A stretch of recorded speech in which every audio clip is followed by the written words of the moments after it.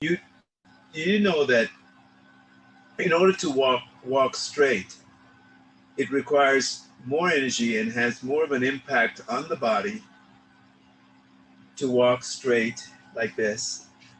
The body takes more of a beating than it is for you to walk from side to side like this. Side to side requires least amount to no effort in doing it because it's a swaying motion. Straight motion um, um, make you have to dominate the body to go forward, but also putting an impact on the skeletal system because you're going to try to hit the heel and press it out into a flat surface, and then go go forward again, and then straighten out the knees, the hips, shoulders, straight up to the spine. So the pathway in your movement should always be one of a meandering movement,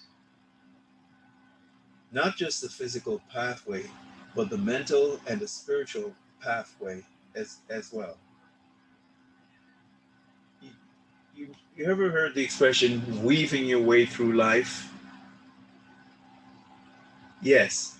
You know, we have these acronyms that we say, but at the same time, they're nice words, but we never act upon them.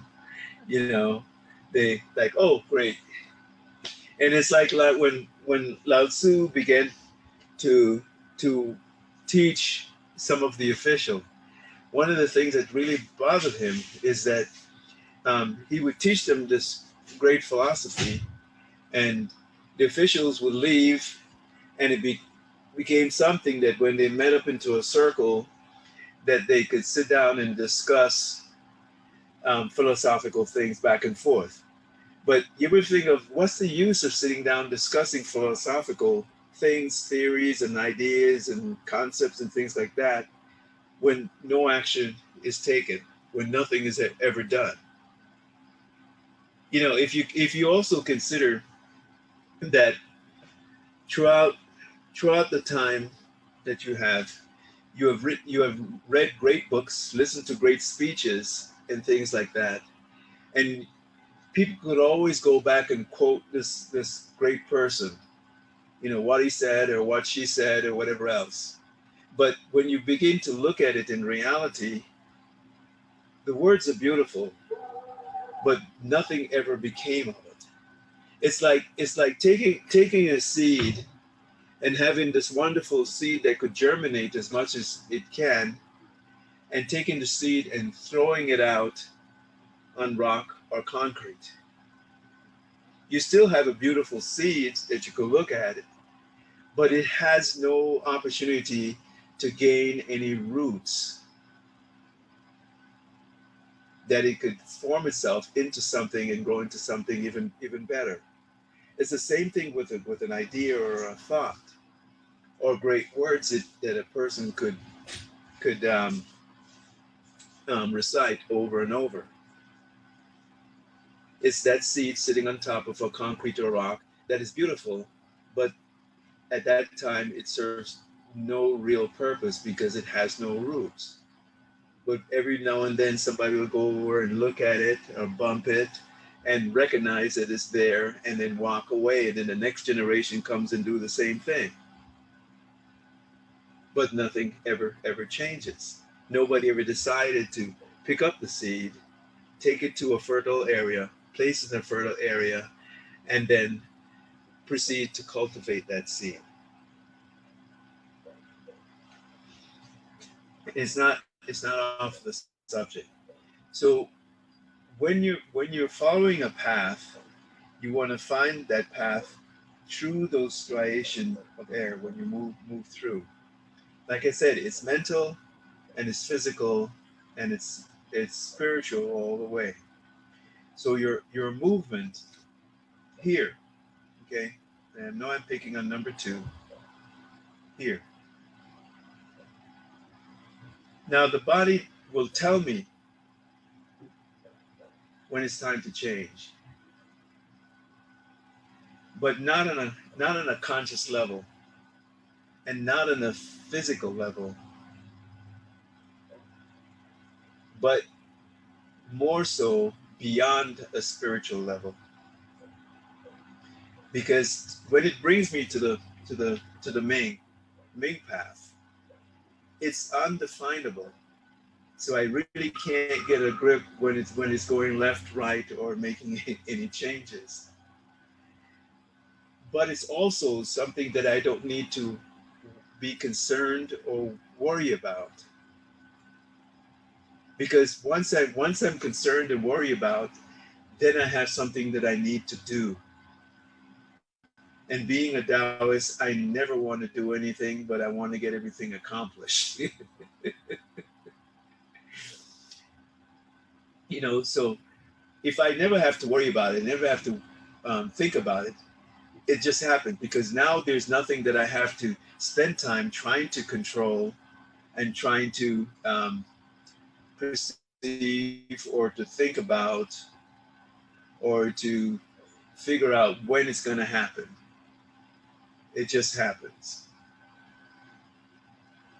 So in my movement here, when I come here, I don't know the defining point precisely.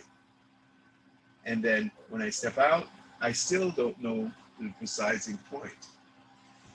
Each action takes care of their own self in their movement as they come around and sit. So each actions are always acting in the undefinable area, that area of the main. You never shift to the left, you never shift to the right. But yet still you stay in the middle where you have the benefit of what is perceived as the left and right. But to you, you have no knowledge whatsoever of the left and right. Because if you have knowledge of it, guess what? You're going to start peeking one side or peeking the other side. And what does that do at that time? It takes you out of the main. You actually you're being drawn either to the left or to the right, to the black or to the white. You're not in the center of it again. So if you take your intellectual knowledge, you throw it aside and forget about it, and the concept of left and right just goes out the window. You have no concept of it. You become like a child again. And like I said before, when you're teaching somebody, or even when you're teaching, you want to reverse back to that innocence of being a child before the age of 5, where you have no particular concept of things. You know that things are just things, and it's things that it needs to be discovered, it's things that it needs to move. There's no thought. My hand raises, it raises. You have no idea how it does it or why it does it. And the matter of fact is, as a child, do you think a child think it's really that important that he knows why his hand moves up and their hand move up and down or left and right? There is no conscious thought. It just does. And then okay, it moves this way and it moves that way. That's great. And they'll do the repetition over and over just to feel the sensation of that movement going back and forth. And I know to a parent or an adult, that's just annoying. They keep on doing the same thing over and over. It says that's because you haven't been on the merry-go-round. It's fun to just go round and round and round and round. The problem is that when we become adults, we become very hardened in our belief and very determined that we want to understand and control something. If we give up that understanding and we give up that control, the movement becomes easier, the thoughts becomes easier, the actions becomes easier. You're not drawn to the left or the right, and neither are you curious to look to the left or the right. You're just enjoying the ride. With no preconceived ideas, you have no place to go, and you have all the time in the world to get there. So there is no destiny, there is no past, there is no present, there is no future. There is now. And now is the only time that you have. And so you want to act within the now. Changing those words again from the Ming now becomes the now. And the now is where you are when you make your movement. So there's no determination. So when you start here and you make your movements, mental, physical, and spiritual is the movement. And it reaches its own points of determination where you can sit back, change, here, slides, sit back down, and out. So if you do it correctly, without thoughts of trying to do it correctly, basically you just kind of float. For lack of a better word, it's just like floating in air. Have you ever had those dreams that you're just flying and you're just floating along like that?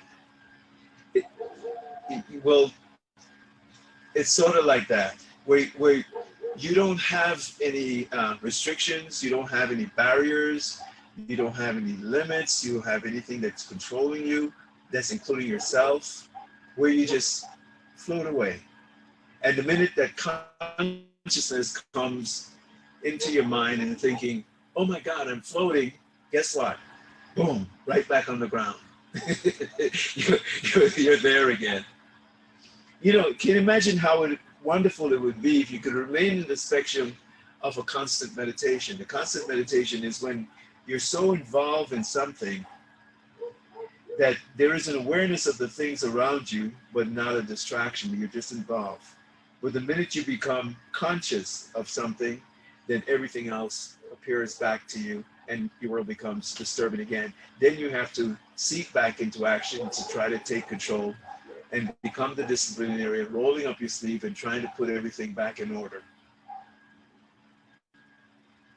It's a task. It's a very, very hard task to do. And it also is exhausting and tiring to try to do that kind of a task all the time. You know, because it makes life more or less frustrating when you start doing anything like that. Now take that movement from number one. You're in this position here, and you yield back. What I'm doing is following the striation, going back into that circle that picks up that leg to go in this position here. And then the next action is here.